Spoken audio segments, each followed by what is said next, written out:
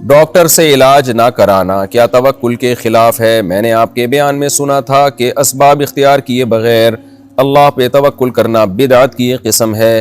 اگر کوئی شخص بیمار ہے اور علاج نہیں کراتا اور ایسے ہی گھر پر علاج کر رہا ہے تو کیا یہ بھی بدعت میں شامل ہے؟ دیکھیں، اسباب اختیار نہ کرنا اور پھر اللہ پہ توکل کرنا یہ توکل نہیں ہے بلکہ جہالت ہے۔ اس بارے میں صحیح حدیث ہمارے پاس موجود ہے۔ رسول اللہ صلی اللہ علیہ وسلم سے صحابی نے پوچھا، یا رسول اللہ کہ میں اونٹ کو رسی سے باندھوں یا اللہ پر اعتماد اور توکل کروں، ایسے ہی چھوڑ دوں اس کو؟ آپ نے فرمایا، شد عقالہ وتوکل علی اللہ، اونٹ کو رسی سے باندھو اور پھر اللہ پہ توکل کرو۔ تو اسباب اختیار کرنا ضروری ہے، لیکن خوب سمجھ لیں اسباب سے کون سا سبب مراد ہے۔ اسباب کی 3 قسمیں ہیں۔ کچھ اسباب ایسے ہوتے ہیں جن پر یقیناً نتیجہ مرتب ہوتا ہے 100%، جیسے شدید پیاس میں جب آپ پانی پئیں گے تو پانی پینا سبب ہے پیاس بجھانے کا، لازمی آپ کی پیاس بجھے گی۔ اللہ کی عادت ہے کہ اللہ تعالیٰ اس پر نتیجہ لازمی مرتب کرتے ہیں۔ آپ کو شدید بھوک لگ رہی ہے، کھانا کھائیں گے تو پیٹ بھرے گا، یہ اللہ کی عادت ہے کہ جو بھی کھانا کھاتا ہے پیٹ بھرتا ہے، اس کا پیٹ بھر جاتا ہے۔ آپ آگ میں چھلانگ لگائیں گے، جلیں گے تو آگ جلانے کا سبب ہے۔ تو یہ وہ اسباب ہیں جن پر نتیجہ لازمی مرتب ہوتا ہے، ان اسباب کو اختیار کرنا فرض ہے۔ اگر کسی نے ایسے اسباب اختیار نہیں کیے، اسی طرح اونٹ کو رسی سے باندھنا، اونٹ جب رسی سے نہیں باندھا جاتا تو غالب گمان ہوتا ہے غائب ہو جائے گا، وہ اونٹ غائب ہو جائے گا۔ آپ کراچی میں رات کو دکان پہ تالا لگا کے نہیں سوئیں گے تو دکان غائب ہو جائے گی آپ کی سامان سمیت۔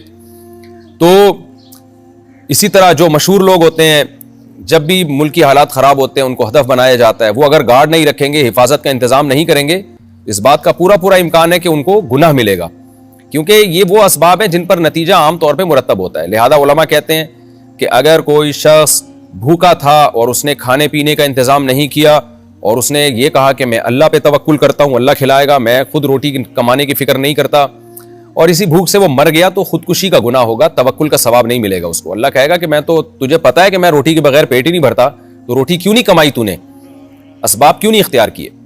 تو یہ وہ اسباب ہیں جن کا اختیار کرنا فرض ہے۔ کچھ اسباب ایسے ہیں کہ جن پر کبھی نتیجہ مرتب ہوتا ہے، یعنی عام طور پہ تو نتیجہ مرتب ہوتا ہے، کبھی نہیں بھی ہوتا، جیسے علاج ہے۔ ہم جب علاج کراتے ہیں تو عام طور پر شفا مل جاتی ہے، لیکن بعض دفعہ وہی علاج موت کا ذریعہ بن جاتا ہے، سبب بن جاتا ہے۔ اور بعض دفعہ یہ بھی ہوتا ہے علاج نہیں کرانے والے کو شفا مل جاتی ہے، کرانے والا مر جاتا ہے، ایسا بھی ہوتا ہے۔ تو اس قسم کے جو اسباب ہیں جن پر عام طور پہ نتیجہ مرتب ہوتا ہے، ان اسباب کو اختیار کرنا فرض نہیں ہے، لیکن سنت ہے، کیونکہ آپ صلی اللہ علیہ وسلم سے آپ کی سنت ہے کہ آپ علاج کراتے تھے۔ تو اس لیے علاج اگر کوئی شخص نہیں کراتا اور مر جاتا ہے تو خودکشی کا گناہ نہیں ہوگا، لیکن ایک خلاف سنت کام ہوگا، قابل ملامت ہوگا کہ اللہ کے بندے، جب تجھے ساری دنیا کہہ رہی تھی کہ اس کا علاج ہے، ڈاکٹروں کے پاس یہ بیماری ہے اور اس کی میڈیسن آ چکی ہے، تو نالائق تو علاج کیوں نہیں کراتا؟ تو ایسا شخص بہرحال قابل ملامت ہے، اور شدید قابل ملامت ہے کہ وہ توکل کا سہارا لے کے علاج سے جان کیوں چھڑا رہا ہے۔ خوب سمجھ لیں۔ لیکن علاج کی بعض قسمیں ایسی ہوتی ہیں کہ جو مریض ہے نا، اس کو خود پتا ہوتا ہے کہ یار مجھے یقین نہیں ہے کہ اس سے میرا علاج ہوگا، یا اس کو یہ بھی خطرہ ہوتا ہے کہ علاج کے سائیڈ افیکٹ بھی ہوتے ہیں نا، بعض دفعہ علاج کراتے ہیں ایک چیز ٹھیک ہوتی ہے، 4 چیزیں خراب ہو جاتی ہیں۔ تو اگر اس نوعیت کا علاج ہے تو اس میں پھر اگر کوئی اللہ پہ توکل کرتا ہے اور کہتا ہے میں علاج نہیں کراؤں گا اور اسی طرح اللہ نے چاہا تو اللہ مجھے ٹھیک کر دے گا، تو پھر یہ ہر آدمی کے لیے تو یہ عمل ٹھیک نہیں ہے۔ لیکن جن کا اللہ پہ بہت زیادہ توکل ہے اور گہرا توکل ہے اللہ پر، ان کے لیے یہ عمل جائز ہے۔ تو ایسے بہت سارے بزرگان دین دنیا میں گزرے ہیں، آج بھی موجود ہیں، جب بیمار ہوتے تھے تو وہ علاج نہیں کرتے تھے، وہ کہتے تھے اللہ بس ٹھیک کر دے گا، اور وہ ٹھیک ہو بھی جاتے تھے۔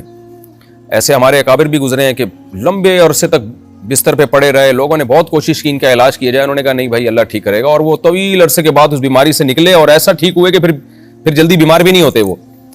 لیکن یہ چیز ہر آدمی کے لیے مناسب نہیں ہے، عام لوگوں کو نارمل طریقے سے ہی چلنا چاہیے۔ جو بیماری ہو رہی ہے تو تمیز سے، جیسے ساری دنیا کلینک میں جا رہی ہے، ڈاکٹر حکیم کے پاس جا رہی ہے، تو تمیز سے جیسے سب چل رہے ہیں آپ بھی چلیں، کیونکہ آپ پھر رشتہ داروں پہ بوجھ بنیں گے، سوسائٹی پہ بوجھ بنیں گے، اور پھر اگر بالفرض ٹھیک نہ ہوئے اور کوئی معذوری پیدا ہو گئی تو پھر آپ کے دل میں وسوسے آئیں گے کہ میں نے اللہ پہ توکل کیا اور اللہ نے مجھے ٹھیک ہی نہیں کیا۔ تو جو کامل درجے کے متوکلین ہوتے ہیں نا، پھر ان کے دل میں وسوسے نہیں آتے۔ جیسے ہمارے نبی صلی اللہ علیہ وسلم ایک وقت جب کھانا نہیں ملتا تھا تو آپ صبر کرتے تھے، آپ یہ تھوڑی کہتے تھے کہ میں نے اللہ پہ اعتماد کیا اور دیکھو اللہ تو مجھے کھلا ہی نہیں رہا، بلکہ آپ صبر کرتے تھے، کوئی بات نہیں بھائی، رزق تو اللہ کے ہاتھ میں، کبھی پیٹ بھرے گا تو شکر کریں گے، جب خالی رکھے گا تو صبر کا ثواب لیں گے۔ تو یہ توکل ہر ایک میں نہیں ہوتا، اس لیے علاج کی وہ قسم جس پہ یقینی شفا ہو اور علاج نہ کرنے کی صورت میں یقینی موت ہو، اس قسم کا تو اختیار کرنا واجب کے درجے میں ہی ہونا چاہیے، لازمی ہونا چاہیے. وہ تو توکل کے یعنی اس میں توکل کا سہارا لینا ٹھیک نہیں ہے. جیسے کوئی بلیڈنگ ہو رہی ہے، کسی کو خون بہ رہا ہے، تو ہاسپٹل جائے بھائی، وہ تاکہ ڈاکٹر خون روکیں اس کا، ورنہ مرے گا. لیکن بعض علاج کی قسمیں ایسی ہوتی ہیں کہ جو مبتلا ہوتا ہے نا، جو بیمار ہے، اس کو بھی اندازہ ہوتا ہے مختلف ڈاکٹروں کی، مختلف حکیموں کی رائے لے کر کہ اس میں علاج کرانے سے فائدے کی امید تو ہے لیکن کوئی زیادہ امکان نہیں ہے. تو ایسی صورت میں اگر کوئی توکل کرتا ہے تو پھر اس میں توکل کی بھی گنجائش ہے، جائز ہوگا توکل پہ انشاءاللہ ثواب بھی ملے گا. لیکن یہ توکل ہر ایک کے لیے نہیں ہے، یہ کامل لوگوں کے لیے. عام مسلمان کو تمیز سے، نارمل طریقے سے جیسے سب چل رہے ہیں اسی طرح چلنا چاہیے، زیادہ فنڈر بننے کی کوشش نہیں کرنی چاہیے. ہاں، اور میں اب یہ ٹاپک کو کمپلیٹ کر دوں کہ علاج اسباب کی بعض صورتیں ایسی ہیں جن پر اکثر نتیجہ مرتب ہی نہیں ہوتا ہے، اتفاق سے کبھی ہو گیا، جیسے تعویذ وغیرہ ہے، رقیہ ہے. تو رقیہ میں عام طور پر ایسا ہوتا ہے کہ بھئی وہ کبھی ہو گیا کبھی نہیں بھی ہوا.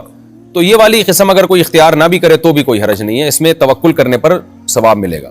لیکن جو سنت رقیہ ہے اس کا بہرحال اہتمام کر لینا چاہیے، اس میں سنت پوری کرنے کا ثواب ملے گا.